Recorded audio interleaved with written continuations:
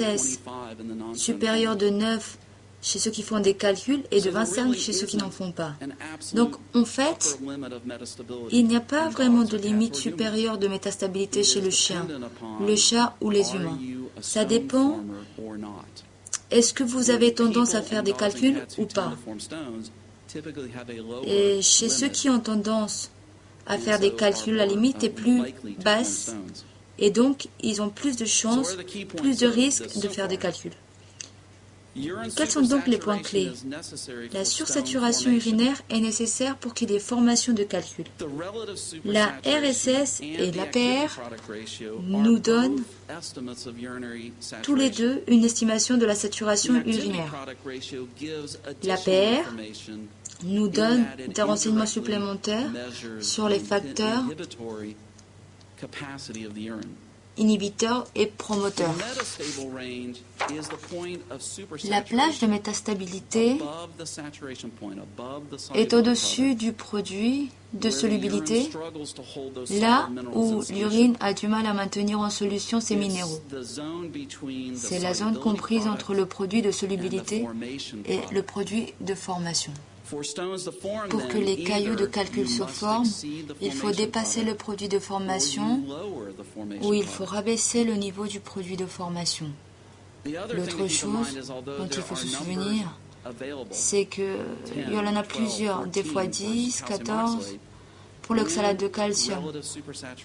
Lorsque la RSS a été déterminée et la PR aussi, on ne va pas avoir ce chiffre-là. Il n'est pas possible, à partir de cette technique, de déterminer la limite supérieure de la métastabilité. Le produit de formation est hétérogène. Qu'est-ce qui sépare un individu qui va faire des calculs d'un individu qui n'en fait pas? Maintenant, comment est-ce que ces estimations de la saturation urinaire ont été utilisées? Je vais juste vous donner quelques exemples. On l'a utilisé pour évaluer le régime alimentaire des chats et de chiens en bonne santé. Comment on peut donner différents aliments à des chiens en bonne santé et mesurer la saturation d'urine et comparer quels aliments produisent une saturation moindre. L'oxalate de calcium à gauche. En fait, ça a été utilisé par les fabricants d'aliments industriels depuis longtemps. Par exemple, le régime URSTOX de chez Purina. Quand on développe ce genre d'aliment, il faut garder l'urine sous-saturée pour l'astrubite et il faut atteindre le niveau de saturation le plus faible possible pour l'oxalate. Plus le chiffre sera bas, plus ce sera bien pour diminuer le risque de formation de calcul. Aussi bien pour les aliments secs que les aliments humides. Le chiffre généré, en fait, sont proches de 1, du point de saturation en bas de la plage de métastabilité, où les minéraux restent en solution et où il n'y a pas de formation de nouveaux cristaux. De même, avec ces aliments-ci, pour maintenir la RSS inférieure à 1, donc dans la zone sursaturée, il n'y a pas de formation de cristaux, il n'y a pas de formation de calcul, et tout cristaux qui se forment se dissolvent. Tout calcul qui serait présent dans une urine sous-saturée va se dissoudre. On l'a utilisé pour évaluer l'influence de l'alimentation d'ingrédients contenus dans l'alimentation. Voici une étude sur l'influence d'un produit acidifiant et d'un agent alcanisant chez le chat en bonne santé. Les pH, bien entendu, sont différents entre les deux traitements et entre les régimes alimentaires des témoins. Quand on acidifie l'urine, la RSS augmente pour l'oxalate de calcium. Ça augmente au-dessus de 1. Donc, ça fait passer l'urine de la sous-saturation à la sursaturation. De même, si on donne un acidifiant, ça augmente la quantité de calcium éliminée par l'urine. Ça augmente donc le risque de formation de calcul d'oxalate de calcium. Même chez les chiens en bonne santé, ça a aussi fait baisser les éliminations de citrate. Or, le citrate est un inhibiteur de la formation de calcul d'oxalate.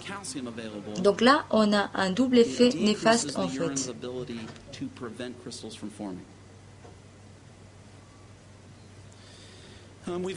Nous avons également montré que c'est vrai chez les chats en bonne santé avec 3 alimentations différentes, 3 pH urinaires différents.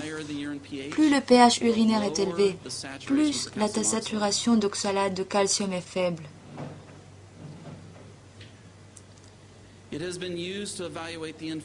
On a également utilisé pour évaluer l'influence du sodium sur la saturation urinaire. La dilution aussi de l'urine est une manière d'éviter la formation de calcul. Cela peut se faire en adressant au chat un aliment sec ou en incitant le chat à boire plus d'eau. Si vous utilisez l'aliment pur de Purina, en augmentant le contenant sodium de 1,1%, vous avez à ce moment-là le plus bas degré de saturation qui sont obtenus, que ce soit pour les oxalates de calcium et les struvites. Et ici, ce sont des données sur les struvites, comme vous pouvez le voir. Et ça, c'est pour les oxalates de calcium. L'augmentation des volumes de l'urine permet donc d'éviter les calculs. Cela peut être utilisé aussi pour évaluer d'autres traitements, par exemple l'utilisation d'un diurétique qui a également été utilisé chez les humains pour réduire justement les oxalates et les formations de cristaux. Alors, on a regardé ce que ça a donné chez les chats et en donnant du HCTZ, nous avons trouvé comme résultat que le degré de saturation était diminué. C'est ce que vous voyez en bas, à droite, et un degré de saturation. Nous avons également pu évaluer les GAG. Et si vous administrez des GAG, cela réduit également le degré de saturation pour les oxalates de calcium sans augmenter le risque d'occurrence d'obstruite. Nous avons même utilisé ces techniques pour évaluer des traitements en mode traditionnel, comme par exemple la médecine chinoise ou d'autres associations, par exemple homéopathie, des herbes diverses. Il y a une étude qui a comparé la saturation urinaire chez des chats qui allaient former d'abord des oxalates de calcium. Ces cristaux d'oxalate de calcium ont été évalués en fonction de la simulation de l'aliment, voir si c'était un aliment qui favorise la formation d'oxalate de calcium ou au contraire les prévient. Ici, vous voyez que les différences sont cliniquement significativement plus basses. En ce qui concerne les RSS, nous n'avons pas d'informations sur ces estimations de saturation comparées par exemple avec un taux de récurrence de la formation de cristaux parce que c'est juste un aliment qui a été évalué pour les chiens et qui a montré qu'il y avait un bénéfice, parce qu'on avait évalué ces chiens qui étaient sujets justement à la formation de ces calculs.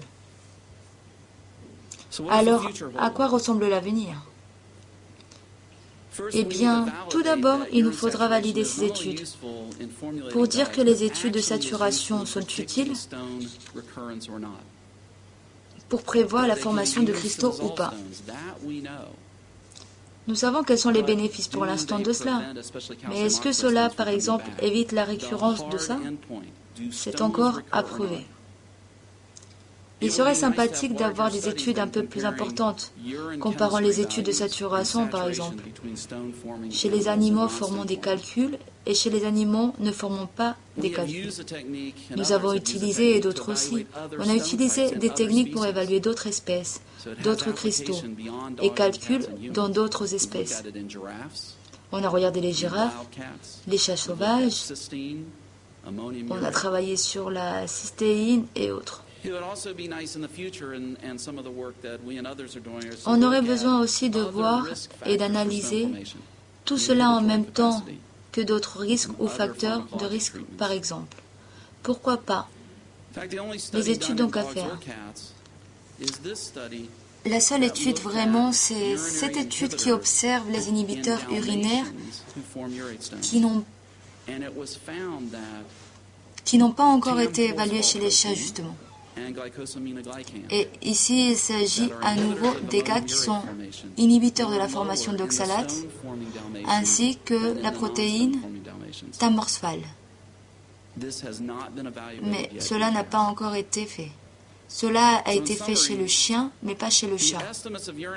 Donc, pour résumer, la saturation où les estimations sont extrêmement utiles en ce qui concerne la saturation urinaire, la plupart des sociétés utilisent ces estimations de RSS pour mettre au point les aliments et faire d'autres évaluations. Ils utilisent souvent différentes méthodes, mais en même temps, on obtient également différents résultats. L'estimation de la saturation urinaire ne donne pas et ne fixe pas la limite supérieure de la métastabilité en soi. Cela, il faudra la déterminer par une autre technique. Les études de saturation urinaire estiment certes le risque, on va dire majeur, n'est pas le seul risque parce qu'il n'y en a pas qu'un dans la formation des urolithes. Alors, c'est évidemment très utile pour formuler les aliments, mais il me manque encore des études pour le chat, comme je viens de vous démontrer. On peut encore les utiliser pour faire une évaluation des différents traitements.